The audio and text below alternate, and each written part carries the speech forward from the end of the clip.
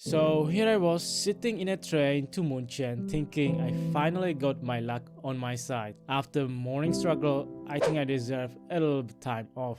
By the way, quick tip for Brompton owners: when you store your Brompton folded, people tend to sit on the saddle if the train is really cramped. So be sure to put your bags on top, else they will take advantage of your Brompton. I had to kick out quite a few teenagers off my Brompton multiple times. As we were approaching Czech borders, I was more and more nervous with each passing minute. I knew this train is going to arrive late. Considering there was only 30 minutes buffer to catch the next train to Verona, I started to panic. Meanwhile, train stopped at Schwansdorf near German border due to the delay.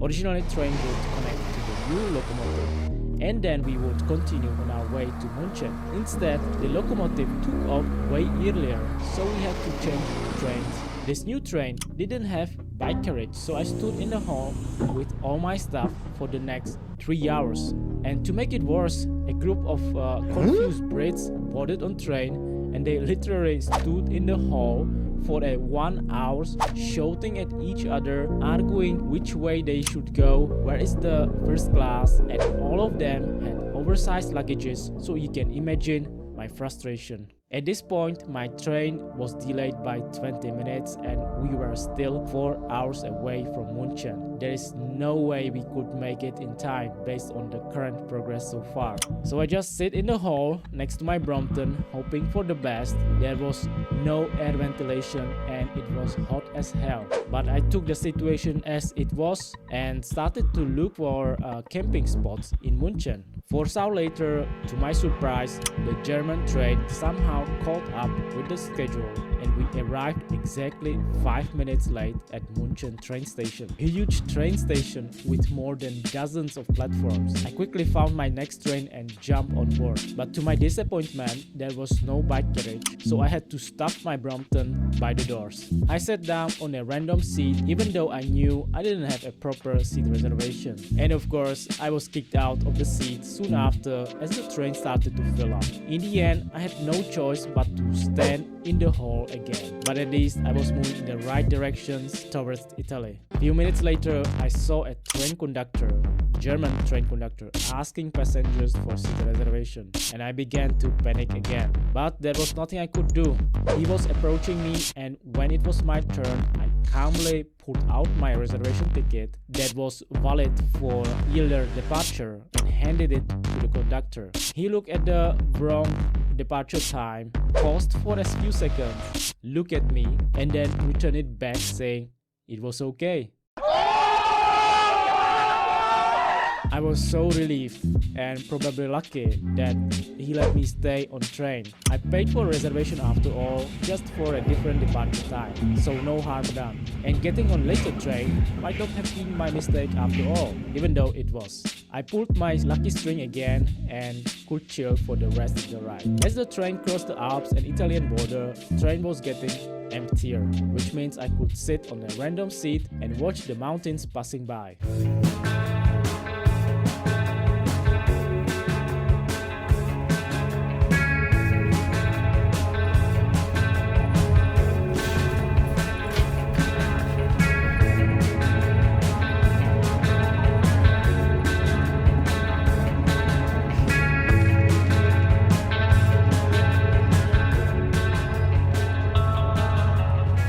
Amazed by beautiful scenery, I was once again interrupted by a conductor, but this time it was the Italian conductor who told me to put a mask on. I was sure I brought the mask, but I could not find it that quick in that moment, and I once again feared of being kicked out. But fortunately, a lady sitting across me saw my struggle and offered me her brand new respirator. I was shocked and thankful that she saved my ass out of blue. Truly, my faith for humanity was immediately restored. The rest of the 6 hours ride through the Alps was a breathtaking experience. I haven't seen anything so scenic in a long time. Around 10 PM, I arrived at Verona train station.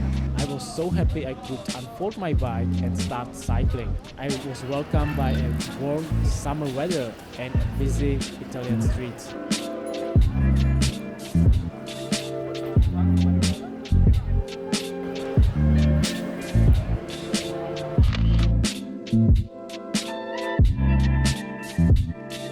It reminded me of the active nightlife in Vietnam. My mood went immediately through the roof until I realized that I need to find a shelter for the night. So while hungry, I decided to stop by Italian McDonald's and see what kind of burgers they have. Eating something and planning the next move was the best idea at that moment. Outside McDonald's, I noticed a lot of food delivery agents on e-bikes waiting for their orders, and this was a good sign that Verona is very bike friendly. What disappointed me was McDonald's poor offer. The biggest burger they had was McBacon XXL3, basically a triple plate of meat with a few bacon strips for 13 euros, including fries covered by cheddar topping. Not the most satisfying meat for the price, but it was my first day in Italy and I was in a celebration mood. During the meal, I was thinking about where to sleep in Verona. It's a big city and I didn't see any suitable spots on the map. So I decided to follow a bike route to Lake la Garda. My reasoning was that during the night, bike routes are usually very remote and empty, so there is a high chance of finding a quiet place to camp. It was 11 a.m. and I was hoping to sleep soon. Unfortunately, it took me 1 hour and a half to get out of the city, following bike trail with no camping spots in sight. There were very few fence parks I was considering, but I would be too exposed in all of them. Outside the city, the trail followed an artificial canal and the route was so tight with no spots to hide, not even a single bush. There were no lights. Riding in total darkness was scary for me and I became quite desperate and tired. Fortunately, at 1:30, I found a bike stop with a shelter, bike racks and a bench. It was the perfect spot to safely spend the night. I was glad I arrived in time because a few minutes later, two bikers on Harleys slowly passed by, also looking for shelter. I laid down my tarp, mattress, sleeping bag and was ready to close my eyes. It was a long day and a calm night with a clear sky and crickets around me were an ultimate reward at the end of the day. In my mind, I was wondering about the next day, but more about that in the next episode.